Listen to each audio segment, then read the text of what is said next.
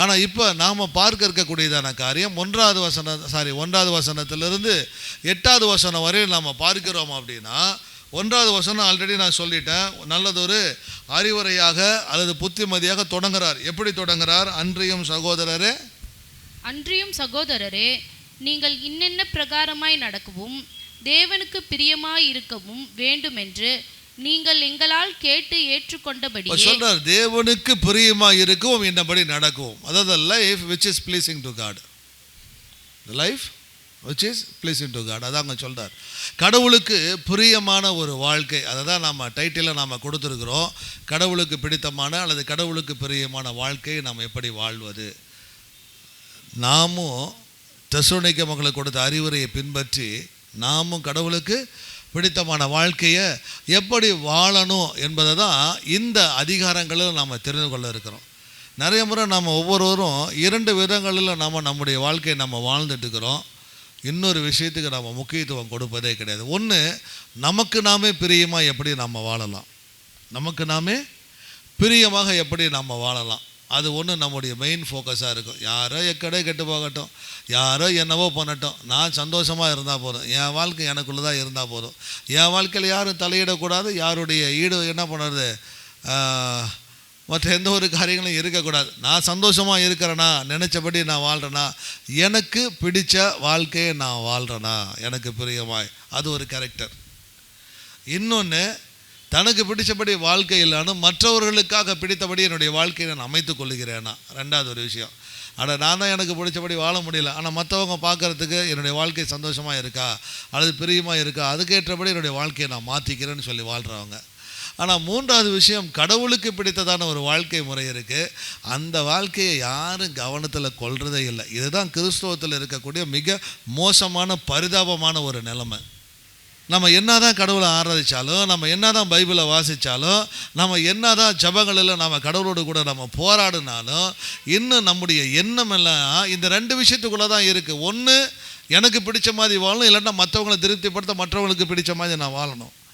ஆனால் இந்த 2 விஷயத்துலேயும் கடவுளுக்கு பிடிச்ச மாதிரி நான் வாழ்கிறேன்னா, அதில் நம்ம கவனம் வைக்கிறதும் இல்லை. அந்த விஷயத்தை நம்முடைய எண்ணத்தில் கூட நம்ம கொண்டு வர்றது கிடையாது. நம்மளை பொறுத்த வரையிலும் கடவுளுக்கு பிடிச்சமான வாழ்க்கை என்பது ஆராய்த்துக்கு வருவது, ஆராதிப்பது, அவருடைய வார்த்தையை கேட்பது, அப்படியே போகிறது, அவ்வளோதான். இந்த ஞாயிற்றுக்கிழமை சர்ச்சுக்கு வந்துட்டால் போதுண்டா சாமி, ஓகே, அவரை நான் சாட்டிஸ்ஃபை பண்ணிட்டேன். இன்னும் இந்த என்ன சொல்கிறது, சுயாதீன திருச்சபையில் இண்டிபெண்டன்ட் சர்ச்சஸில் இந்த ஆராதனை தானே ஒன்றை கையை தூக்கி நின்று 4 கொஞ்ச நேரம் ஆட்டம் பாட்டம் போட்டு கேட்டு அல்லேலூயா தோத்திரம் போட்டாவே முடிஞ்சு போச்சு. அப்பா, நான் யாரை பண்ணிட்டேன், கடவுளையும் நான் திருப்திப்படுத்திட்டேன், என்னையும் நான் திருப்திப்படுத்திட்டேன். மீது இருக்கக்கூடியதான அந்த 6 நாட்களுடைய வாழ்க்கை அது கடவுளுக்கு பிரியமானதாக இருப்பதா என்பதில் கொஞ்சம் கூட அக்கறை கிடையாது. மோசமான நிலைமை. ஏறக்குறைய நாமளும் அவங்கள போல தான் இருக்கோம். அவங்கள சொல்கிறதுனால நாம் பெட்டர்லாம் நான் சொல்லலை, நாமளும் அவங்கள போல தான் இருக்கிறோம். நிறைய பேருடைய எண்ணமும் அதாக தான் இருக்குது. ஒன்று, எனக்கு பிடிச்ச வாழ்க்கை எப்படி நான் அமைச்சு கொள்வது, இல்லாட்டா மற்றவர்களுக்கு பிரியமான ஒரு வாழ்க்கையை நான் எப்படி வாழுவது. கடவுள் என்பவர் மனதில் சுத்தமாகவே இல்லை. ஆகவே முதல்ல அதை சொல்கிறாரு, நீங்கள் இன்னின்னபடி நடக்கவும்.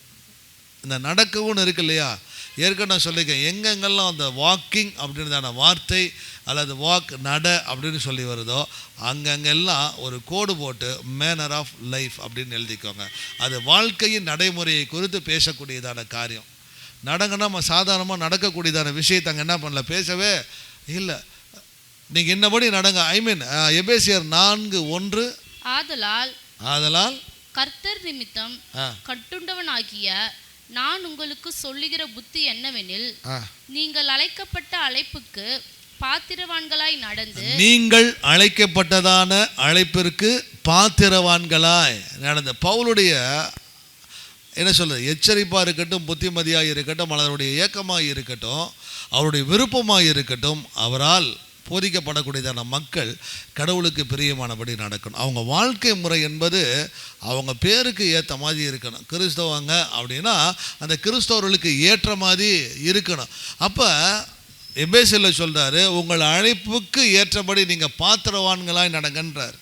நீங்கள் அழைப்புக்கு ஏற்றபடி நடங்கன்னு கூட சொல்ல, நீங்கள் அழைப்புகளுக்கு ஏற்றபடி பாத்திரவான்களா. You think that we are not worthy or we are worthy to walk.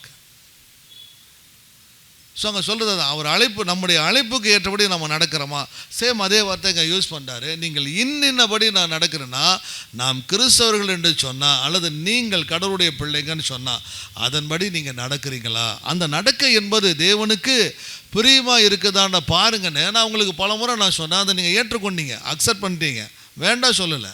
Your agree that, என் கூட நீங்கள் அந்த பாயிண்டில் ஒத்துழைச்சி நீங்கள் நிற்கிறீங்க. ஆனால் இப்போ அதில் என்ன பிரச்சனைனா, அடுத்த வார்த்தை ஏற்றுக்கொண்டு, நீங்கள் எங்களால் கேட்டு ஏற்றுக்கொண்டபடியே அதிகமாய் தேரும்படிக்கு கர்த்தராகிய இயேசுவுக்குள் உங்களை வேண்டிக் கொண்டு புத்தி சொல்லுகிறோம். ஓகே, இங்கே சொல்கிறாரு, இன்னும் நீங்கள் வளரணும். இதை விடாமல் நீங்கள் என்ன பண்ண வளரணும் அப்படின்னா என்ன அர்த்தம்? தொடர்ந்து நீங்கள் அதில் பயிற்சி செய்யுங்கன்றார். தொடர்ந்து அதை நீங்கள் உங்கள் வாழ்க்கையில் நீங்கள் காட்டுங்க அப்படின்றார். என்றைக்குமே நாங்கள் முடிச்சிட்டோம், வளர்ந்துட்டோம், நாங்கள் செஞ்சிட்டோன்ற எண்ணத்திற்குள்ளாக நம்ம என்ன பண்ணிடக்கூடாது, போயிடக்கூடாது. ஆகவே உங்களுக்கு நாங்கள் சொல்லி இருக்கிறோம்.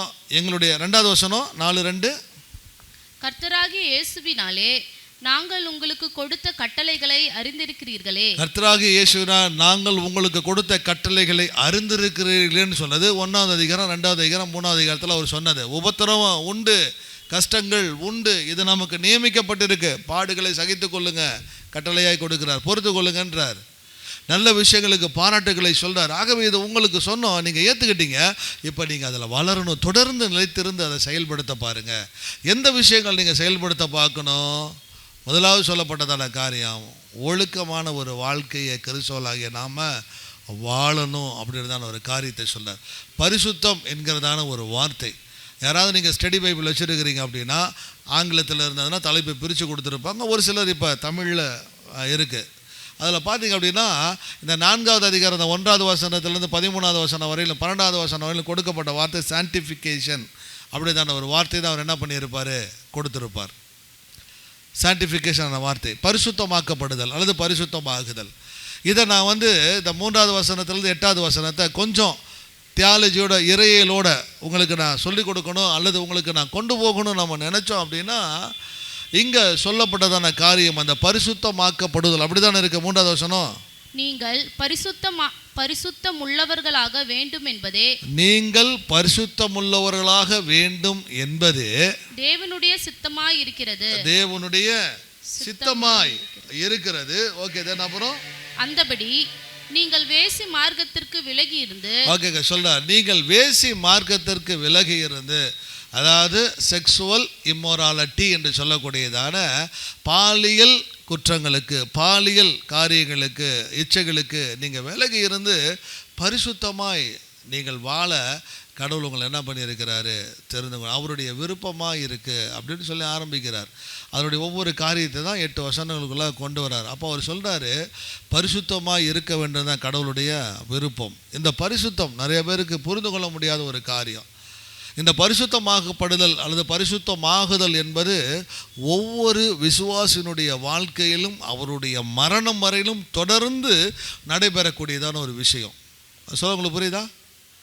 ஒரு மனிதனுடைய ரட்சிப்பில் 3 நிலைகள் உண்டு. ஒரு மனிதனுடைய ரட்சிப்பில் 3 நிலைகள் உண்டு. ஒன்று நீதிமானாக்கப்படுதல் அப்படின்றதான காரியம், ஜஸ்டிஃபிகேஷன் சொல்லுவாங்க. அது ஒரு மனிதனுடைய கடந்த காலம், நான் பாவியாக இருந்தேன், இயேசுவை அறியாதவனாக இருந்தேன், பாவத்தினுடைய தண்டனைக்குரியவனாக நான் இருந்தேன். ஆனால் இயேசு என்னுடைய பாவங்களுக்காக இந்த பூமியில் மரித்தார். அவர் மரித்து உயிரோடு எழுந்ததினால, அவருடைய சிந்தப்பட்ட இரத்தத்தினால என்னுடைய பாவங்கள் கழுவப்பட்டு நான் நீதிமானாக்கப்படுகிறேன். அவரை நான் விசுவாசிக்கும் பொழுது, அவருடைய அந்த சிலுவை மரணத்தை நான் ஏற்றுக்கொள்ளுகிறதான பொழுது, நான் பாவத்திலிருந்து நான் என்ன பண்ணுறேன், நான் கழுவப்பட்டு நீதிமானாக மாறுறேன். இது நீதிமானாக்கப்படுதல். இப்படி நீதிமானாக்கப்பட்ட நான் 2வது பரிசுத்தமாக்கப்படக்கூடியதான அனுபவத்திற்குள்ளாக நான் போகிறேன். நீதிமானாக்கப்பட்ட நான் என்னுடைய வாழ்க்கையை நான் பரிசுத்தமாக்கப்படக்கூடியதான அனுபவத்திற்குள்ளாக நான் போகிறேன், காரியத்திற்குள்ளாக போகிறேன். அது அனுதினமும் ஒவ்வொரு நாளும் நான் கடவுளுடைய வார்த்தையினாலும் ஆவியினாலும் நான் மாற்றப்பட்டு கொண்டே வரணும். ஒரு நிலையிலிருந்து இன்னொரு நிலை, ஒரு நிலையிலிருந்து இன்னொரு நிலைக்குள்ளாக நான் போய்கிட்டே இருக்கணும். எது வரையிலும் கிறிஸ்துவின் சாயலுக்கு ஒப்பாய் மாறுகிற வரையிலும், கிறிஸ்துவனுடைய சாயலுக்கு ஒப்பாய் மாறுகிறதான வரையிலும். இதுதான் கடவுளுடைய அல்டிமேட் பர்போஸ்ன்னு ரோமர் 8வது அதிகாரத்தில் உங்களுக்கு நான் சொல்லிக் கொடுக்கேன். அவருடைய குமாரனுக்கு மற்றும் சாயலுக்கு ஒப்பாய் மாறுவதற்காக தேவன் உங்களை அழைத்திருக்கிறார். ரட்சிப்பினுடைய நோக்கமே நாமெல்லாம் ஏன் விசுவாசிகளாக இருக்கிறோம், நாமெல்லாம் ஏன் கடவுளுடைய பிள்ளைகளாக இருக்கிறோம்னா, நம்முடைய வாழ்க்கையில் ஒவ்வொரு நாளும் பழைய குணங்கள் அழிக்கப்பட்டு, பழைய சுபாவ எண்ணங்கள் அழிக்கப்பட்டு, புதிதாய் பிறந்தான அனுபவத்திற்குள்ளாக புதிதாய் பெற்றதான கிறிஸ்துவ குணங்களுக்குள்ளாக வளர்ந்து நாம் கிறிஸ்துவை இந்த உலகத்தில் பிரதிபலிக்கணும், கிறிஸ்துவை நாம் காட்டணும். அது ஒவ்வொரு நாளும் படிப்படியாக நடக்கக்கூடியதான விஷயம். அதை தான் நம்ம சான்டிஃபிகேஷன், பரிசுத்தமாக்கப்படுதல் சொல்கிறோம். ஏன்னா ரட்சிக்கப்பட்டதான நாம், பாவங்கள கழுவப்பட்டதான நாம் இன்னும் இந்த பாவ சரீரத்திலே இருப்பதினாலே, இந்த சரீரத்தினுடைய ஆசைகளும் இச்சைகளுக்கும் உண்டானதான போராட்டங்கள் நம்முடைய வாழ்க்கையில் தொடர்ந்து நடைபெற்று கொண்டு இருக்கும். எது வரையிலும்? நாம் உயிரோடு இருந்து மரிக்கும் வரையிலும், அல்லது அவர் திரும்ப வரும் வரையிலும். ஒன்று நாம் மரிக்கணும், சாகணும், இல்லாட்டினா அவர் வரணும். அது வரையிலும் இந்த போராட்டம் நமக்கு உண்டு. பாவங்கள கழுவப்பட்ட எனக்குள்ளாக பரிசுத்த ஆவியானவர் கொடுக்கப்பட்டிருக்கிறார். அந்த ஆவியானவர் பாவத்தை குறித்து நீதியை குறித்து என்னை கண்டித்து உணர்த்துகிறார். முன்ன என் மனசும் மாம்சமும் விரும்பினதை நான் செஞ்சேன், என்னை கட்டுப்படுத்துறதுக்கு யாருமே இல்லை, நான் என் இஷ்டம் போல் நான் திரிஞ்சேன். ஆனால் என்னைக்கு இயேசுவை நான் ஏற்றுக்கொண்டனோ, அப்போ அவருடைய இரத்தத்தினால் கழுவப்பட்டனோ, அப்போ ஆவியானவர் எனக்குள்ளாக இருக்கிறார். அந்த ஆவியானவர் என்னை கட்டுப்படுத்துகிறார், அல்லது கடவுளுக்கு பிரியமான வாழ்க்கை வாழ்வதற்கு எனக்கு உதவி செய்கிறார். அப்போ என்னுடைய வாழ்க்கையில் வரக்கூடியதான போராட்டங்களில், இச்சைகளில் நான் மீண்டும் விழுந்து விழாதபடிக்கு என் சரீரத்திற்கும் என்னுடைய ஆவிக்கும் நடக்கக்கூடியதான போராட்டத்தில் நான் எதன் பக்கம் சாய்கிறேனோ அதன் பக்கம் நான் என்ன பண்ணுறேன், நான் போயிடுவேன். அப்படி போகாதபடி கடவுளுடைய ஆவியானதுக்கு அவருடைய வார்த்தைக்கு செவி கொடுத்து நான் நடக்கிறதான பொழுது என் வாழ்க்கை இன்னும் கொஞ்சம் ஒரு படி மேலே போகுது. ஏன்னா முன்ன நான் கீழ்ப்படியாதவனாக இருந்தேன், சொல் பேச்சு கேட்காதவனாக இருந்தேன், என் மனசு விரும்புகிறபடி நான் சொந்தமாக நான் வாழ்க்கையை நான் வாழ்ந்துக்கிட்டு இருந்தேன். ஆனால் இப்போ நான் அப்படி இல்லை, இப்போ நான் மாறுறேன். ஒரு சில விஷயங்களை நான் யோசிக்கிறேன். இந்த மாற்றப்பட்டதான புதிய வாழ்க்கை எனக்கு கற்றுக் கொடுக்குது, கடவுளுக்கு பிரியமானபடி என்னுடைய வாழ்க்கையை வாழ்வது தான் கடவுளுக்கு இஷ்டம், கடவுளுக்கு பிரியம். ஆனால் இந்த உலகம் சொல்லிக் கொடுக்குது, உண்மையான வாழ்க்கை, உண்மையான உன்னுடைய வாழ்க்கையினுடைய திருப்தி, உண்மையான உன்னுடைய வாழ்க்கையினுடைய சந்தோஷன்றது கடவுளிடத்தில் இல்லைடா, வேறு இடத்துல இருக்குது. அது இந்த உலகத்தில் இருக்குது, இந்த உலகத்தினுடைய ஆசைகளில் இருக்குது, இந்த உலகத்தில் இருக்கக்கூடிய நிச்சயமான காரியங்களில் இருக்குது. இதுதான் உன்னுடைய திருப்தி, இதுதான் உன்னுடைய சந்தோஷம், இதுதான் உன்னுடைய வாழ்க்கையினுடைய அர்த்தம்னு சொல்லி அதை டீவியேட் பண்ணுது, அதை அப்படியே திருப்பி விடுது. அப்போ எதில் திருப்பி விடுது? சரீரத்தினுடைய இச்சைகளை நிறைவேற்றும்படியான ஒரு வாழ்க்கை வாழ்வதற்கு நம்ம திருப்புது.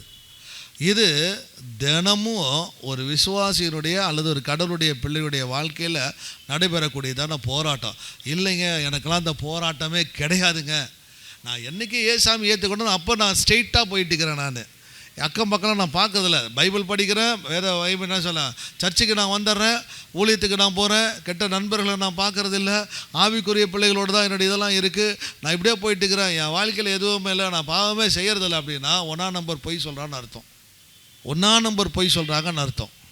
நம்ம இந்த சரீரத்தில் இருக்கிற வரையிலும் பாவம் செய்ய நம்ம தூண்டப்பட்டு கொண்டே இருப்போம்.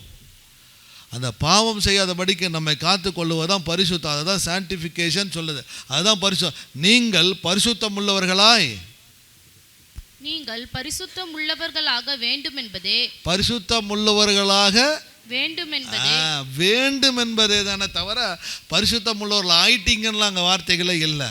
த டே பை டே, நாளுக்கு நாள் நம்முடைய எண்ணம் மாறணும், நம்முடைய புத்தி மாறணும், நம்முடைய செயல் மாறணும்.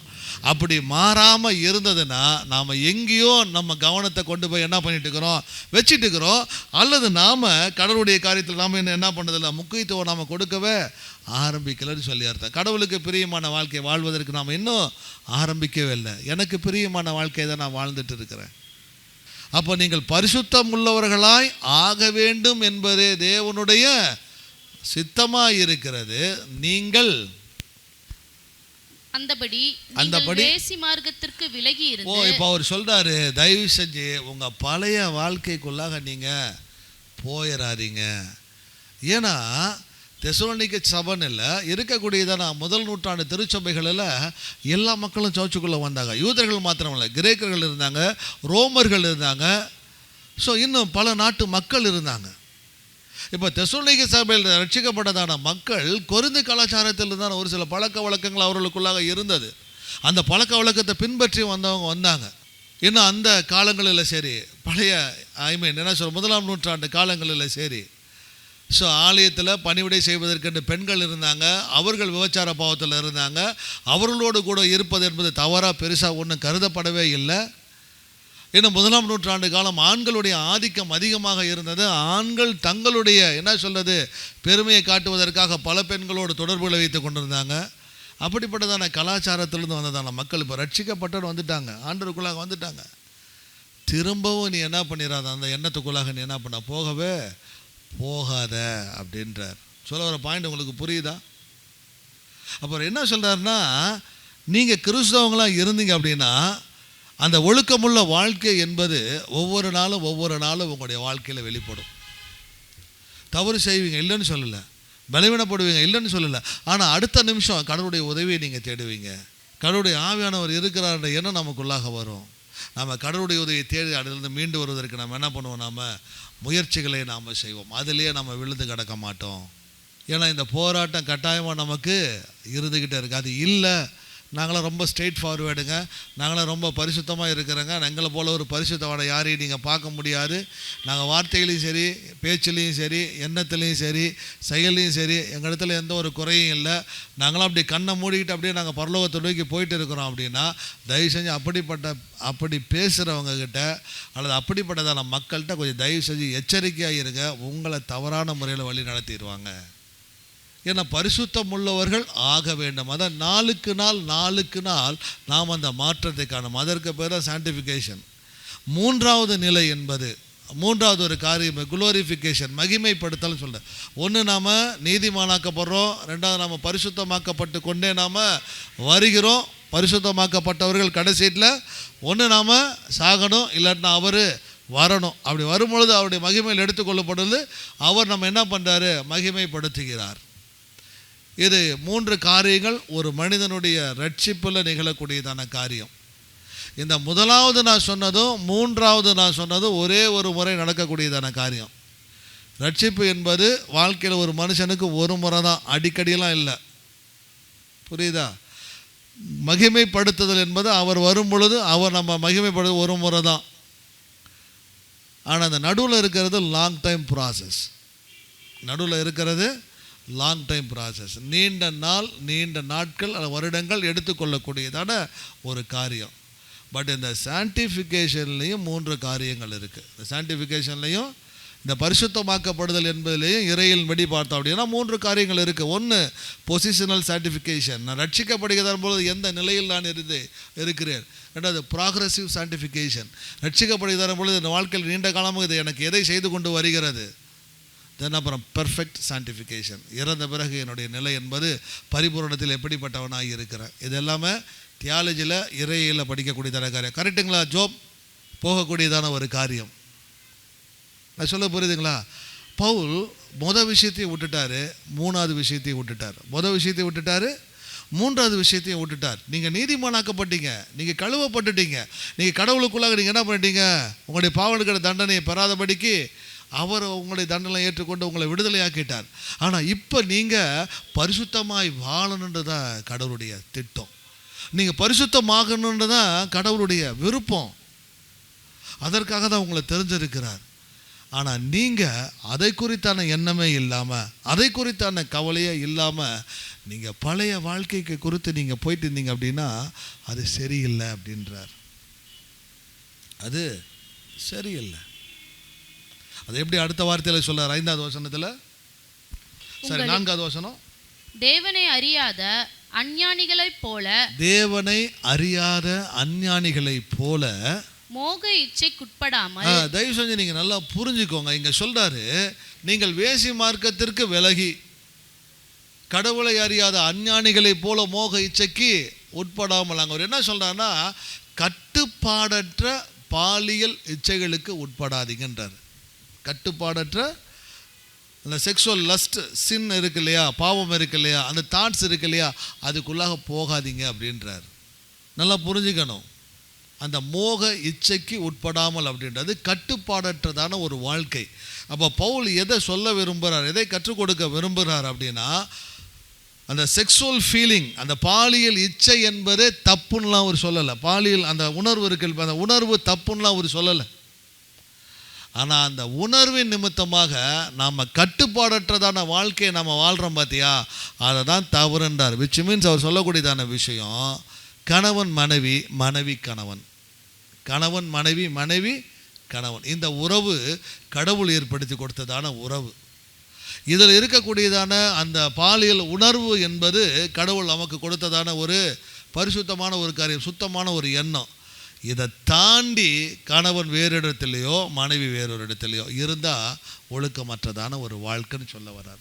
அதை தான் மோக இச்சைக்கு உட்படாமல் அப்படின்றார். சொல்லுவது புரியுதா? ஏன்னா பழைய ஏற்பாட்டு முதலாம் நூற்றாண்டு நாட்கள் இருந்ததான காலகட்டங்கள், ஒரு ஆணுக்கு எத்தனையோ பெண்கள் இருக்கலாம், அது அவனுக்கு பெருமை.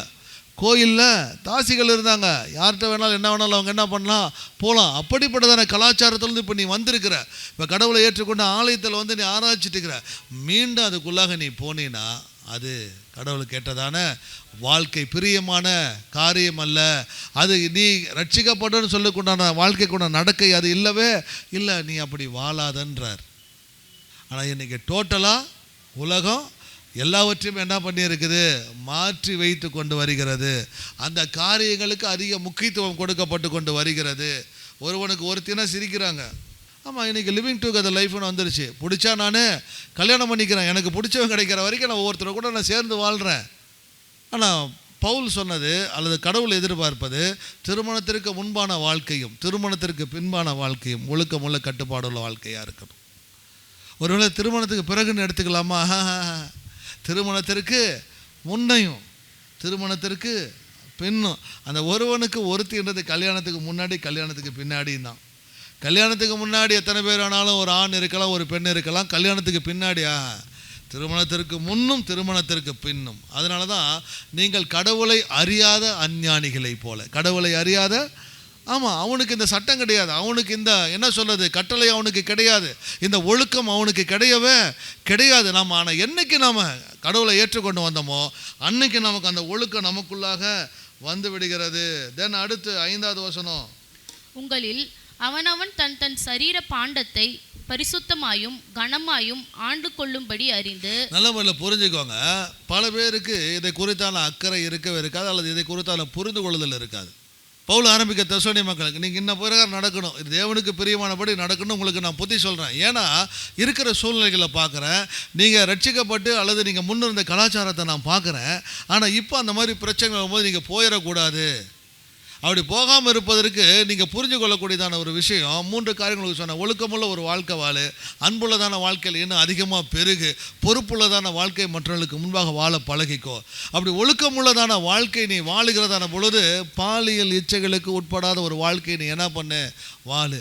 கடவுள் கொடுத்த உன்னுடைய வாழ்க்கையை உண்மையும் உத்தவமாய் மற்றவர்களுக்கு முன்பாக நேர்மையாய் நம்பிக்கையோடு கூட வாழு. அதற்காக தான் கடவுள் என்ன பண்ணியிருக்கிறாரு, அழைச்சிருக்கிறார். உலகத்தில் இருக்கிறவனுக்கு அல்லது ரட்சிக்கப்படாதவனுக்கு அந்த அக்கறை கிடையவே கிடையாது, அந்த இது கிடையாது. ஆனால் இப்போ நீ ரட்சிக்கப்பட்டவன், ஒருவேளை உனக்கு அந்த எண்ணங்கள் வரலாம். நான் முன்னே சொன்னேன், சான்டிஃபிகேஷன்றது பாவம் ஒரு பக்கம் போராடும், பரிசுத்தம் ஒரு பக்கம் போராடும். சரீரம் ஒரு பக்கம் போராட்டத்தை கொடுக்கும், ஆவி ஒரு பக்கம் நமக்கு போராட்டத்தை கொடுக்கும். சொல்ல உங்களுக்கு புரியுதா? கலாத்தியர் 5:19, கலாத்தியர் 5:22, கலாத்தியர் 5:19, கலாத்தியர் 5:22, கலாத்தியர் 5:19. மாம்சத்தின் கிரியைகள் வெளியரங்கமாய் இருக்கின்றன. அவையாவன விபச்சாரம், வேசித்தனம், அசுத்தம், காம விகாரம். ஓகே, இது எல்லாமே ஒரு லிஸ்ட்ல கொண்டு வந்தா போதை தருபவைன்னு இருக்கு. இது எல்லாம் ஒரு லிஸ்ட்ல கொண்டு வந்து வச்சா போதை தரது. தென் அடுத்து விக்கிரகாராதனை, பிலிசூனியம், பகைகள், விரோதங்கள், வைராகியங்கள், கோபங்கள், சண்டைகள், பிரிவினைகள், மார்க்கபேதங்கள், பொறாமைகள், கொலைகள், வெறிகள், களியாட்டுகள் முதலானவைகளே. இப்படிப்பட்டவைகளை செய்கிறவர்கள் தேவனுடைய ராஜ்யத்தை சுகந்தரிப்பதில்லை என்று முன்னே நான் சொன்னது போல இப்பொழுதும் உங்களுக்கு சொல்லுகிறேன். 22வது வசனம். ஆவியின் கனியோ அன்பு, சந்தோஷம், சமாதானம், நீடிய பொறுமை, தயவு, நற்குணம், விசுவாசம், சாந்தம், இச்சையடக்கம். இச்சையடக்கம் அந்த வார்த்தையை முதல்ல நல்லா பிடிச்சிக்கோங்க. இச்சையடக்கம்ன்றதான ஒரு வார்த்தை. அப்போ இங்கே சொல்கிறாரு, நீங்கள் கடவுளை அறியாத அஞ்ஞானிகளைப் போல மோக இச்சைகளுக்கு உட்படாமல். அப்படி தானே இருக்கு. பாண்டத்தை 4வது வசனம் பாருங்க. தேவனை அறியாத அஞ்ஞானிகளைப் போல மோக இச்சைக்குட்படாமல். இப்போ ஆவியின் கனிகளில் ஒன்று இச்சை அடக்கம். அந்த இச்சை அடக்கத்தை நாம் மாற்றி சொல்லணும்னா சுய கட்டுப்பாடு. இச்சை அடக்கத்தை சொல்லணும், அதுக்கு என்ன பேர்? சுய கட்டுப்பாடு.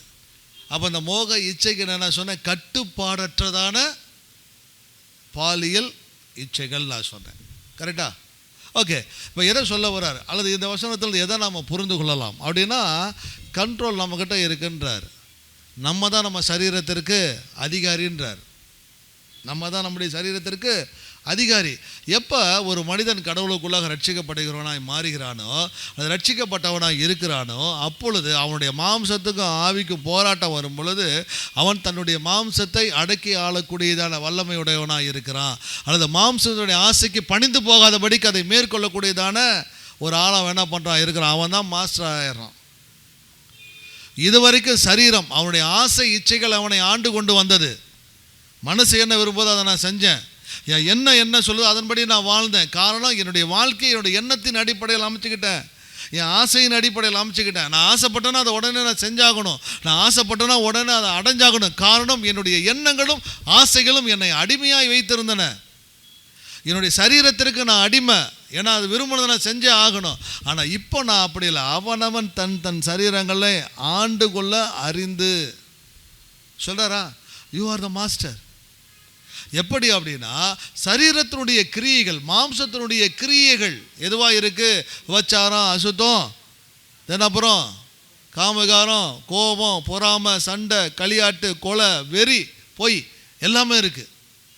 இதுக்கு அப்படி ஆப்போசிட் வார்த்தை சொல்லுது, அன்பு, சந்தோஷம், சமாதானம், விசுவாசம், பொறுமை, இச்சை அடக்கம். கட்டுப்பாடற்றதான காரியங்கள். ஆனால் இப்போ கட்டுப்பட்டு நடப்பதற்கு கடவுளுடைய ஆவியானவர் நமக்கு என்ன பண்ணியிருக்கிறாரு? ரட்சிப்பின் பலனாகிய ஆவியின் கனியை நமக்கு கொடுத்துருக்கிறார். ஒருவன் ஆவிக்கு ஏற்றபடி நடக்கிறவனாக இருந்தால், ஒருவன் உண்மையாக ரட்சிக்கப்பட்டபடி நடக்கிறவனாக இருந்தால், கடவுளுடைய ஆவியானவர் சொல்லக்கூடிய வார்த்தைக்கு என்ன பண்ணுவான்? செவி கொடுப்பான். நான் சொல்ல உங்களுக்கு புரியுதுங்களா? அவன் தன்னுடைய சரீர எண்ணங்களை அவனால் என்ன பண்ண முடியும்? அடக்கி ஆள முடியும். நிறைய பேர் நினைக்கிறாங்க அந்த செக்ஸுவல் லஸ்ட் அப்படின்றது செக்ஸுவல் இம்மொராலிட்டி, அதாவது பாலியல் இச்சையோ அல்லது பாலியலுக்கு உண்டானதான எண்ணங்களோ அது ஒன்றும் பெருசாக ஒன்றும் பாதிப்பு இல்லையே, பெருசான காரியங்கள் இல்லை, எனக்குள்ளே தான் அப்படின்ட்டாங்க. ரொம்ப தவறு. அது விக்கிரகாராதனைக்கு இணையான ஒரு காரியமாய் சொல்லப்பட்டிருக்கு. அது விக்கிரகாராதனைக்கு ஒரு காரியமாய் சொல்லப்பட்டிருக்கு. ஏன்னா அதுதான் நமக்கு பெருசாக தெரியும், வேறு எதுவுமே நமக்கு பெருசாக தெரியல. வேறு எதுக்கு நம்ம கவனம் கொடுப்பதே இல்லை. அது கடவுளாயிருச்சு. அது சொல்கிறதெல்லாம் நான் கேட்கக்கூடிய அளவுக்கு நான் மாறிட்டேன். அப்போ நம்ம புரிந்து கொள்ள வேண்டியதான விஷயம், ஏன் நம்ம பரிசுத்தம் உள்ளவர்களாக நடக்கணும்னா அது கடவுளுடைய விருப்பம். ரெண்டாவது, நான் பரிசுத்தம் உள்ளவனை ஏன் நடக்கிறேன்னா, நான் பரிசுத்தம் உள்ளவனை நடப்பதற்கு உண்டானதான காரியத்தினுடைய அதிகாரம் என்கிட்ட இருக்குது. என்னால் முடியும். நான் விரும்புகிறதை என்னால் செய்யாமல் இருக்க என்னால் முடியும். காரணம், இதை அடக்கி ஆளக்கூடியதான அளவுக்கு ஆவியானவர் எனக்கு உதவி செய்கிறாரு. புரிகிறதா? அடுத்து 7வது வசனம் 5 பார்த்துட்டு 6. இந்த விஷயத்தில் ஒருவனும் மீறாமலும். ஓகே, இந்த விஷயத்தில் ஒருவனும் மீறக்கூடாது. கட்டளை என்பது எல்லாருக்கும், ஒருத்தனும் மீறக்கூடாது. அடுத்து, தன் சகோதரனை வஞ்சியாமலும் இருக்க வேண்டும். வஞ்சியாமலும் இருக்க வேண்டும். நாங்கள் உங்களுக்கு சொல்லி சாட்சியாக, முன்னமே நாங்கள் உங்களுக்கு சொல்லி சாட்சியாக எச்சரித்தபடியே இப்படிப்பட்ட விஷயங்கள் எல்லாவற்றையும் குறித்து கர்த்தர் நீதியை சரி கட்டுகிறவராய் இருக்கிறார். ஆலயத்தில் இருந்தாலும் சரி, நீ ரட்சிக்கப்பட்டவன்னு சொல்லி நீ எங்கே வாழ்ந்தாலும் சரி, இந்த கட்டளையை ஒருத்தர் என்ன பண்ணக்கூடாது? மீறவே கூடாது. எந்த கட்டளையை? பரிசுத்தமாய் ஆக வேண்டும் என்பதே கடவுளுடைய கட்டளை. அதற்கு தகுந்தபடி உங்கள் வாழ்க்கையை நீங்கள் வாழுங்க. ஒருத்தரும் அதை அலட்சியப்படுத்தாதீங்க, ஒருத்தரும் அந்த கட்டளையை மீறாதீங்க. அதுக்கு அடுத்த ஒரு வார்த்தை இருக்குது, சகோதரனை வஞ்சியாமலும். சகோதரனை வஞ்சியாமலும் சொல்லப்பட்டதான வார்த்தை என்னன்னா, ஆக்சுவலாக இது அப்படியே நம்ம அப்படியே நம்ம பேசணும் அப்படின்னா இதுதான் உண்மை. அவர் என்ன சொல்ல வர்றாருன்னா, ரட்சிக்கப்பட்டோன்ற பேரில் நம்ம சர்ச்சுக்குள்ளே இருக்கிறோம், நம்ம ஒருவருக்கு ஒரு சகோதரனாக சகோதரிகளாக நம்ம பழகிட்டு இருக்கிறோம். ஆனால் இந்த எண்ணமுடையவன் தன்னோடு கூட இருக்கக்கூடியதான சகோதரனாக இருக்கக்கூடியதான கூட ஒர்ஷிப் பண்ணிட்டு இருக்கிறாங்க இல்லையா, இந்த சர்ச்சில் இருக்காங்க இல்லையா, அவங்களுடைய மனைவி மீது ஆசை வச்சு அவங்க துரோகம் பண்ணாங்கன்னா அது சகோதரனுக்கு பண்ணக்கூடியதான துரோகன்றார். சபைக்குள்ளேயே நடக்கக்கூடியதான தவறுகளை சுட்டி காட்டுறார். சொல்றது புரியுதா?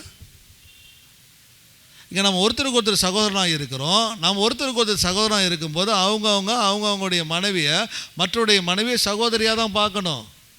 உன் எண்ணம் மாறிச்சு, உன் புத்தி மாறிச்சு அப்படின்னா நீ உன் கூட இருக்கிற சகோதரனுக்கு நீ துரோகம் பண்ணுறன்னு அர்த்தம். சபையில் இருக்கக்கூடியதான சகோதரிகள் அவர்களுடைய கணவர்களை தவிர மற்றவர்களை சகோதரர்களாக என்ன பண்ணணும்? பார்க்கணும். அப்படி சகோதரர்களாக பார்க்காம வேறு மாதிரி பார்த்தீங்களா நீங்கள் சகோதரனுக்கு துரோகம் பண்ணுறீங்கன்னு சொல்லி அர்த்தம். அதுதான் என்னுடைய உண்மை. அதான் சொல்ல, ஒருவனும் மீறாதீங்க, சகோதரனை நீங்கள் வஞ்சிக்காதீங்க, ஏமாத்தாதீங்க. அது சர்ச்சுக்குள்ளே இருக்கிறது கஷ்டம். ஏன்னா அப்படிப்பட்டவர்களை கடவுள் தண்டிப்பார்னு இருக்குது. அப்படிப்பட்டவர்களை கடவுள் தண்டிப்பார். அப்படிப்பட்ட கடவுள் தண்டிப்பார். இங்கே தண்டனை என்பது நீதியை சரி கட்டுதல் என்பது கடவுள் சிட்சிக்கிறதான ஒரு காரியம். தகப்பன் தான் நேசிக்கிறதான புத்திரனை சிட்சிக்கிறது போல கடவுள் சிட்சிக்கிறார். ரட்சிப்பை எடுத்து போடலை, நரகத்தில் தள்ளலை, நீ வேண்டான்லாம் சொல்லலை. அவர் நீதியை சரி கட்டுகிறவர்னா உங்களை சிட்சிப்பார், உங்களை தண்டிப்பார், ஞாபகம் வச்சுக்கோங்கன்றார். அது அடுத்த வசனம். தேவன் நம்மை அசுத்தத்திற்கு அல்ல பரிசுத்தத்திற்கே அழைத்திருக்கிறார். ஆகையால் அசட்டை பண்ணுகிறவன் மனுஷரை அல்ல, தமது பரிசுத்த ஆவியை நமக்கு தந்தருளின தேவனையே அசட்டை பண்ணுகிறான். நல்லா புரிஞ்சுக்கோங்க. இங்கே சொல்றார், தேவன் நம்மை பரிசுத்தத்திற்கு அழைத்திருக்கிறார், அசுத்தத்திற்கு அல்ல. ஒருவேளை இதை அசட்டை பண்ணுனா தேவன் பரிசுத்த ஆவியை நமக்கு தந்தருளின தேவனை அசட்டை பண்ணுகிறான். என்ன சொல்ல வர்றார்? 3 காரியங்களை பிரித்து நான் சொல்கிறேன். ஏன் கடவுளுக்கு பிரியமான வாழ்க்கை வாழணும், அல்லது கடவுளுக்கு பிரியமான வாழ்க்கை என்பது என்ன? 1வது காரியம், அது கடவுளுடைய விருப்பம். அது கடவுளுடைய விருப்பம். 2வது காரியம், அப்படி நாம் மீறி நம்ம செய்கிறோம் அப்படின்னா கடவுள் நம்முடைய நீதிக்கு அவர் சரி கட்டிக்கிறதான தேவனாய் இருக்கிறார். 3வது காரியம், இப்போ சொல்லப்பட்டதான அவசரம், தேவன் நம்மை அசுத்தத்திற்கல்ல பரிசுத்தத்திற்கே அழைத்திருக்கிறார். அப்படி ஒரு வேளை நடக்கலன்னா நாம் இதை சொல்கிறதுனால என்னையோ அல்ல, இந்த வார்த்தையை படிக்கிறதுனால பேசுகிறதுனால மற்றவர்களையோ அல்ல, கடவுளையே நம்ம என்ன பண்ணுறோம்? நாம் அசட்டை பண்ணுறோம். ஆனால் கடவுளை அசட்டை பண்ணுறதுக்கு ஒரு வார்த்தை சொல்லியிருக்குது, பரிசுத்த ஆவியை நமக்கு தந்தருளின தேவனை. பரிசுத்த ஆவியை நமக்கு தந்தருளின 2 விஷயங்கள். ஒன்று பாவத்தை மேற்கொள்ளக்கூடியதான பலன், இன்னொன்று பரிசுத்த ஆவியினுடைய கனிகள். ரெண்டு நான் சொல்ல உங்களுக்கு புரியுதா? முன்ன நான் பொறாமை உள்ளவனாக இருந்தேன், முன்ன நான் இச்சை உள்ளவனாக இருந்தேன். எனக்கு ஆவியானவர் இருக்கிறதுனால அல்லது ஆவியானவர் எனக்கு கொடுக்கப்பட்டதுனால அவர் தருகிறத சுய கட்டுப்பாடு எனக்குள்ளாக இருக்குது. அந்த இச்சை அடக்கம் எனக்குள்ளாக இருக்குது. கட்டுப்பாடற்றதான வாழ்க்கையை நான் வாழலை. இன்னொன்று, முன்ன நான் என் மனசு மாம்சம் என் புத்தி போல் நடந்தேன், என்ன போல் நடந்தேன், சுயமாக என்னை நடந்தேன். இப்போ நான் ரட்சிக்கப்பட்டுட்டேன். கடவுளுடைய ஆவியானவர் எனக்குள்ளாக எனக்கு அவர் அந்த பலத்தை தருகிறார். நான் விரும்புவதை செய்யாதபடிக்கு அதை நான் மேற்கொள்வதற்குண்டான பலன் எனக்கு இருக்குது. ஆனால் இதை 2ஐயும் நான் அலட்சியம் பண்ணணுன்னா சொல்கிறவங்களையோ பேசுகிறவங்களையோ உங்களுக்கு புத்தி சொல்கிறவங்களையோ அல்லது மற்ற யாரையோ இல்லை. யாரை நீங்கள் அசட்டை பண்ணுறீங்க? கடவுளை நீங்கள் அசட்டை பண்ணுறீங்க. ஆகவே ரொம்ப ஜாக்கிரதையாக இருங்க, ரொம்ப ஜாக்கிரதையாக இருங்க. ஆனால் இதை கொண்டு வந்து அப்படியே சர்ச் லைஃப்பில் நம்ம பார்த்தோம் அப்படின்னா ரொம்ப வேதனையாக இருக்குது. ஆமாம், குடும்ப வாழ்க்கையில் இன்னும் ரொம்ப வேதனையாக இருக்குது. இன்னும் பழைய வாழ்க்கையை தான் நாம் வாழ்ந்து கொண்டு இருக்கிறோம். நான் ரட்சிக்கப்பட்டேன்னு சொன்னால் கடவுளுக்கு பிரியமாய் நடப்பது தான் எனக்கு இஷ்டம்னு சொன்னால் நான் எந்திரிச்ச உடனே யாருக்கு பிரியமானபடி நடக்க நான் யோசிக்கணும்? கடவுளுக்கு பிரியமானபடி வாழ நான் யோசிக்கணும். தயவுசெய்து நம்ம நெஞ்சை தொட்டு நம்ம சொல்லுவோமா? இல்லைன்னா நம்ம மனசு அப்படியே நம்ம ஒரு நிலையத்தை நம்ம யோசிச்சு பார்ப்போமா? காலையில் எந்திரிக்கும் பொழுது இன்றைக்கி என்ன எனக்கு சந்தோஷமாக இருக்கும், அல்லது இந்த நாள் எனக்கு எப்படி அமைன்னு சொல்லி எந்திரிக்கிறோமா? இல்லை இன்றைக்கி என் வாழ்க்கையை எப்படி கடவுளுக்கு பிரியமானபடி நடக்க நான் முயற்சி செய்யணும், அதுக்கு என்னென்னலாம் எனக்கு தேவைப்படுது, அதற்கு நான் எப்படி நடக்கணும் எண்ணத்தோடு கூட முதல்ல நம்ம தேடுறோமா? எப்படி எந்திரிக்கிறோம்? எப்படி எந்திரிக்கிறோம்? அதனால தான் ஒன்று நான் சொன்னேன், ஒன்று நம்ம சுயமாக நம்மளை நாம் சுயநலமான வாழ்க்கையை நம்ம வாழ்கிறோம், இல்லைன்னா மற்றவர்களுக்கு பிடித்தமான வாழ்க்கையை வாழ நம்ம முயற்சி செய்கிறோம். ஆனால் கடவுளுக்கு பிரியமான வாழ்க்கை நம்ம மனதிலேயே கிடையாது. நம்ம நினச்சிட்டு இருக்கிற கடவுளுக்கு பிரியமான வாழ்க்கைனா காலையில் எழுந்திரிச்சோன்னே ஜெபம் பண்ணிவிட்டு ஒரு பைபிளை வாசி அதை மூடி வச்சுட்டா முடிஞ்சு போச்சு, அதன் பிறகு நம்ம இஷ்டம் போல் நடந்துக்கிட்டு இருக்கிறோம். அது நம்ம கருத்தில் கொள்வதே இல்லை. நம்ம வாழக்கூடிய வாழ்க்கையின் ஒவ்வொரு நேரங்களிலையும், ஒவ்வொரு இடங்களிலையும், ஒவ்வொரு செயல்களிலையும் கடவுளுக்கு பிரியமாக இருக்கிற எண்ணத்தோடு வச்சு நம்ம அந்த நாளை ஆரம்பிக்கிறோமா? இன்னொன்று சொல்லிட்டா, இதுதான் உண்மை. உங்கள் மனசை எது அதிகமாக பாதிச்சிருக்கோ, எது ரொம்ப ஆசைப்படுதோ அதை நினச்சி தான் காலையில் எந்திரிப்பீங்க. அதை நினச்சி தான் அந்த நாளில் நீங்கள் ஓடுவீங்க. இன்றைக்காவது இது கிடைக்குமா, இன்றைக்காவது இது நிறைவேறுமா, இன்றைக்காவது நான் சந்தோஷமாக இருப்பேன், அதை நினச்சி தான் நீங்கள் எந்திரிப்பீங்க. கடவுளை நினைக்கவே மாட்டீங்க. விச் மீன்ஸ் கடவுளை நினைக்க மாட்டீங்கன்னு நான் சொல்கிறது, நான் வாழக்கூடியதான இந்த நாள் முழுவதும் நான் செய்யக்கூடியதான காரியங்களை கடவுள் மகிமைப்படும்படி அவர் பிரியமாக நடக்க நான் முயற்சிப்பேனா, அந்த எண்ணத்தோடு கூட நாம் யாரும் என்ன பண்ண மாட்டோம், செய்யவே மாட்டோம், யோசிக்க மாட்டோம். கடவுளுக்கு பிரியமாய் நடப்பது என்பது நம்முடைய பிரியமாக இருந்ததுன்னா முதல்ல எதை நான் தேடுவேன்? ஐயோ, இன்றைக்கி கடவுள் இந்த வாழ்க்கையை கொடுத்துருக்கிறாரு, நான் வாழக்கூடியதான இந்த வாழ்க்கையில் இந்த நாளில் அவருக்கு எதெல்லாம் பிடிக்குமோ அப்படி வாழ்வதற்கு நான் என்ன நான் தயார்படுத்திக்கணும். அப்படி நடப்பதற்கு நான் என்ன பண்ணேன், நான் முயற்சிக்கணும். நான் நேற்று சண்டை போட்டுட்டேன், நேற்று கோவப்பட்டுட்டேன், இன்றைக்கி நான் யார்ட்டையும் நான் என்ன பண்ணக்கூடாது, கோவப்படக்கூடாது. இன்றைக்கி நான் யார்ட்டையும் என்ன பண்ணக்கூடாது, சண்டை போடக்கூடாது. நேற்று அவங்க மேலே எரிச்சல் ஆகிட்டேன், இன்றைக்கி நான் அவங்க மேலே எரிச்சல் ஆகக்கூடாது. இதுலேருந்து மாறணும். கடவுளை நீங்கள் தான் எனக்கு உதவி செய்யணும், இது என்னுடைய குணம், இது என்னுடைய தன்மை, இதுலேருந்து நான் மாறணும். நான் சொல்ல உங்களுக்கு புரியுதா?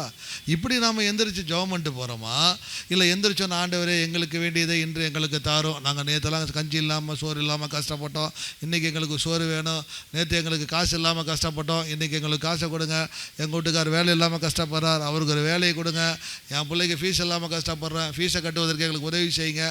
நம்ம தேவைகள், நம்ம விருப்பத்தை அவர்கிட்ட நம்ம சொல்லிட்டு இருக்கிறோமா? விருப்பத்தை சொல்கிறது தவறு இல்லை, ஆனால் எதற்கு நம்ம பீரியாரிட்டி கொடுக்குறோம்? கடவுளுடைய விஷயத்திற்கா, நம்முடைய விஷயத்திற்கா? நான் சொல்ல உங்களுக்கு புரியுதுங்களா? அப்போ என் மனசு எதை விரும்புதுன்னா, ரட்சிக்கப்பட்டன் பேர், கடவுளுடைய பிள்ளையாயிட்டன் பேர், சர்ச்சுக்கு வரேன், பைபிளை வாசிக்கிறேன், ஜெபம் பண்ணுறேன், எல்லாமே நான் பண்ணுறேன். ஆனால் இன்னும் என்னுடைய ஆசைகளை தான் என்ன பண்ணிட்டு இருக்கிறேன், நான் முன்ன நிறுத்திட்டு இருக்கிறேனே. என்ன கடவுளுடைய விருப்பம் என்னான்றதை தெரிஞ்சுக்க நான் என்ன பண்ணுறதில்ல, கஷ்டப்படுறது, நான் முயற்சி எடுப்பதே இல்லையே. வாழ்க்கையை நாம் எடுத்துக்கிட்ட மாதிரி தானே நடக்குது. ஏன்னா மற்றவர்களுக்கு நமக்கு வித்தியாசமே இல்லை. நீங்கள் அஞ்ஞானிகளைப் போல மோக இச்சைக்கு உட்படாமல் இருந்தார். இந்த உலகத்தில் இருக்கணும், நமக்கு எந்த ஒரு வித்தியாசமும் இல்லை, நம்ம வாழ்க்கையில் எந்த ஒரு மாற்றமுமே இல்லை.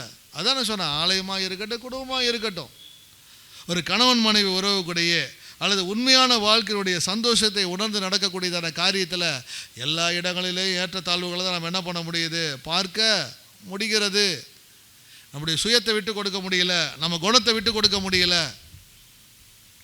குடும்பத்தில் எடுத்துக்கோங்களேன், அன்புக்கு பதிலாக கோபமோ சகிப்புத்தன்மையும் கிடையவே கிடையாது. அது ஆணாக இருக்கட்டும், பெண்ணாக இருக்கட்டும். அன்பு செலுத்தப்பட வேண்டியதான உறவில் கோபம் அதிகமாக இருக்குது, இன்டாலரன்ஸ், பொறுத்து கொள்ள முடியாத காரியங்கள்லாம் அதிகமாக வெளியில் வருது. அடுத்து இரக்கமாக இருக்கணும், கருணையாக இருக்கணும்னா குழப்பமும் அமைதியற்றதான நிலையம் தான் கணவன் மனைவிக்குள்ளே இருக்குது. பொறுமைக்கு பதிலாக சுயநலமாக இருக்க ஆசைப்படுறாங்க. இன்னும் நல்ல இரக்கத்தோடு இருக்கணும்னா கொந்தளிப்பும் முரட்டுத்தனமும் தான் வெளிப்படுத்துகிறாங்க. நல்ல எண்ணங்கள் நல்ல காரியங்களோட கூட இருங்கன்னா அக்கறையற்றதான தனமாக போகிறாங்க. உண்மையாக இருனா துரோகத்தில் இருக்கிறாங்க. ஜென்டில்னஸ்ஸாக என்ன சொல்லுது, நல்ல மென்மையான முறையில் நீங்கள் இருங்க அப்படின்னா பழி வாங்கக்கூடியதான எண்ணங்கள் இருக்குது. ஸோ எந்த ஒரு காரியத்தை எடுத்துக்கிட்டீங்கனாலும் கட்டுப்பாடு உள்ளதான ஒரு வாழ்க்கை அல்ல, கட்டுப்பாடற்றதான ஒரு வாழ்க்கை தான் போயிட்டு இருக்கு. இது குறிப்பாக கிறிஸ்துவ குடும்பங்களில் காணப்படுறதா மிக வேதனையான ஒரு விஷயம். நான் முன்ன கோவப்படுவேன், முன்ன நான் அடிப்பேன், முன்ன நான் திட்டுவேன், முன்ன நான் ரூடாக நான் முரட்டுத்தனமாக நான் நடந்துப்பேன். ஆனால் இப்போ நான் ரட்சிக்கப்பட்டுட்டேன், கடவுளுடைய வாழ்க்கை எனக்கு கடவுள் கொடுத்த நல்ல வாழ்க்கை எனக்குள்ளாக இருக்குது. அவர் என்னை நாளுக்கு நாள் மாற்றி கொண்டு வராருன்னா அந்த மாற்றத்தை என்னுடைய வாழ்க்கையில் பார்க்காம இன்னும் அதே குணத்தை அதே தன்மையே நான் இன்னும் காட்டிகிட்டு இருக்கிறேன் அப்படின்னா நான் யார்? என் ஆசை எதில் இருக்குது, என் விருப்பம் எதில் இருக்குது, என்னுடைய எண்ணம் எதில் இருக்குது? ஒருவேளை கோபம் எனக்கு வரலாம், ஆத்திரம் எனக்கு வரலாம், முரட்டுத்தனம் எனக்குள்ளாக வரலாம், பழி வாங்கக்கூடியதான எண்ணம் எனக்குள்ளாக வரலாம். ஆனால் அது எல்லாமே இந்த சரீரம் சரின்னு சொல்லும். ஆமாம் நீ செய்ய, உனக்கு செஞ்சாங்கல்ல, அல்லது உனக்கு இப்படிப்பட்டதான காரியங்களை செய்கிறாங்க இல்லையா, நீ செய்யன்னு சொல்லி சரீரம் தட்டி கொடுக்கும். மாம்சம் அதை உற்சாகப்படுத்தும், ஊக்குவிக்கும். ஆனால் உள்ளே இருக்கக்கூடியதான ஆவியானவர் சொல்ல, வேணாம் அது தப்பு, அது செய்யாத, அது உன்னை தவறான பாதையில் வழி நடத்துது, அதற்கு நீ இடம் கொடுக்காத, அமைதியாக போ, பொறுமையாயிரு, விட்டு கொடு, தாழ்ந்து போ. காது கொடுத்து கேட்க மாட்டோம், காது கொடுத்து கேட்க மாட்டோம். அதான் சொல்கிறாரு, அசட்டை பண்ணுகிறவன் ஆவியை நமக்கு தந்தர்லின தேவனையே. அப்போ குடும்ப உறவில் அன்பு இருக்கிற இடத்துல கோபமும் சுயநலமும் மேலோங்கி நிற்குதுன்னா, அந்த குடும்ப உறவில் தேவனை நாம் என்ன பண்ணிட்டு இருக்கிறோம், நாம் அசட்டை பண்ணிட்டு இருக்கிறோம். இங்கே நான் ஜெயிச்சதா தெரியணும், இங்கே என் ஆசை முன்னே நிற்க தான் தெரியுமே தவிர, கடவுளாவது ஒன்றாவது, பைபிளாவது ஒன்றாவது, சர்ச்சாவது ஒன்றாவது, யார் என்ன நினச்சா நான் இப்படி தான் என் குணத்தை மாற்றிக்க மாட்டேன் அப்படின்னா தப்புன்னு நான் சொல்ல வரேன். இதுதான் என் பிறந்தது, என் குணம் மாறாதுன்னா தப்புன்னு நான் சொல்ல வரேன். ஏன்னா நான் மறுபடியும் பிறந்தவர்கள். பழைய வாழ்க்கை, பழைய பிறப்பு, உலகத்தினுடைய பிறப்பு, எனக்கு கோபம், பழிவாங்கக்கூடியதான உயர்ச்சி, கட்டுப்பாடற்றதான வாழ்க்கை, எதை கண்டாலும் அதை அனுபவிக்கிறதான ஆசை, இது எல்லாம் இருந்தானா இப்போ நான் புதுசாக பிறந்துட்டேனே. புதுசாக பிறந்தேன்னா புதிய குணங்களில் எனக்கு கொடுக்கப்பட்டிருக்கு. அந்த புதிய வாழ்க்கையில் நான் வாழணும். அந்த புதிய வாழ்க்கையை வாழாமல் இன்னும் இப்படி இருந்தோம் அப்படின்னா அது கடவுளுக்கு பிரியமான ஒரு வாழ்க்கையா? அப்போ தயவு செஞ்சு நீங்கள் யோசிங்க. அது சர்ச்சாக இருக்கட்டும், உங்கள் குடும்பமாக இருக்கட்டும், எங்கேயும் அந்த பழைய குணத்தை விடாமல் இன்னும் அந்த பழைய எண்ணத்திலேயே, பழைய சுபாவத்திலேயே கடவுளுடைய வார்த்தைக்கு நீங்கள் செவி கொடுக்காமல் இருக்கிறீங்க அப்படின்னா, நாம் எப்படி கிறிஸ்துவ வாழ்க்கைக்கு முன்மாதிரியாய் மற்றவர்களுக்கு முன்பாக நாம் கிறிஸ்தவம் எப்படி நான் சொல்லிக்க முடியும்?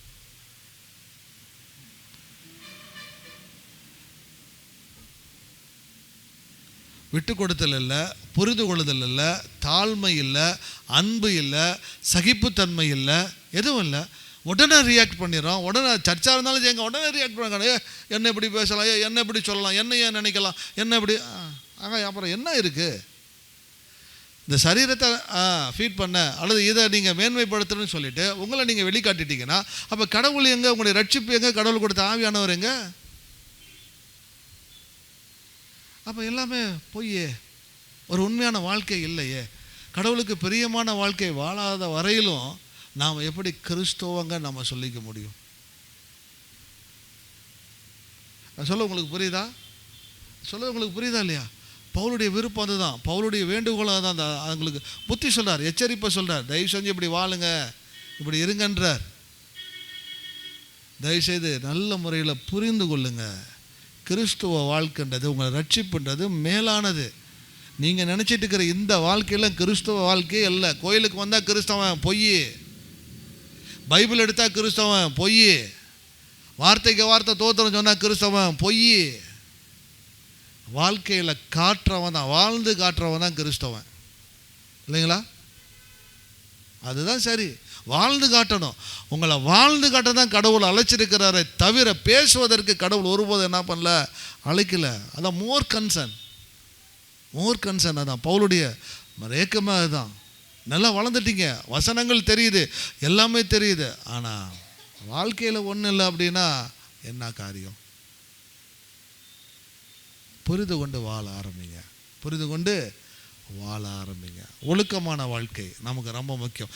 எல்லா விஷயத்திலேயும் ஒழுக்கம், குறிப்பாக பாலியல், கணவன் மனைவி உறவு, திருச்சபை உறவு, எல்லாவற்றிலேயும் ஒழுக்கமுள்ளவர்களாக இருக்கணும். சொல்ல வர்றது ரொம்ப சிம்பிள், அதுதான். உங்கள் எண்ணம் போல் வாழணும்னு நினைக்காதீங்க. அந்த எண்ணத்தை கட்டுப்படுத்தி கடவுளுக்கு பிரியமானபடி வாழ ஆரம்பிங்க. நினைக்கிறதெல்லாம் பேசிடாதீங்க. நான் பேசுவது சரியானதை யோசித்து கொஞ்சம் பேசுங்க. ஒரு முறை சொல்லிப்பாக்கலாம், 2 முறை சொல்லிப்பாக்கலாம், 3 முறை சொல்லிப்பாக்கலாம், தவறு கிடையாது. இது அவ்வளோ சீக்கிரம் கற்றுக்கொள்ளக்கூடியதான பாடமே கிடையாது. இன்றைக்கே நான் ரட்சிக்கப்பட்டேன், நாளைக்கே நான் மாறிடுவேன், சத்தியமாக முடியாது. அதெல்லாம் சும்மா. இது நாளுக்கு நாள் பயிற்சியில், கடினமான பயிற்சி நிமித்தமாக தான் இந்த காரியம் நம்முடைய வாழ்க்கையில் வரும். அதுதான் நம்ம ஜெயிச்சதான வாழ்க்கை. சரீரத்திற்கு இடம் கொடுக்க மாட்டேன், ஆவிக்கு நான் இடத கணத்து கொண்டே போயிருப்பேன். கடவுளுடைய ஆவிக்குரிய வாழ்க்கை, கடவுளுடைய வாழ்க்கைக்கு நான் முக்கியத்துவம் கொடுத்து கொண்டே நான் போயிட்டு இருப்பேன். அப்போ நீங்கள் யோசிக்கிட்டுதான விஷயம் இது ஒன்று தான். இந்த விஷயத்தை நம்ம யாராக இருக்கிறோம், யாரை பிரியப்படுத்த இந்த வாழ்க்கையை நம்ம வாழ்ந்துட்டு இருக்கிறோம்.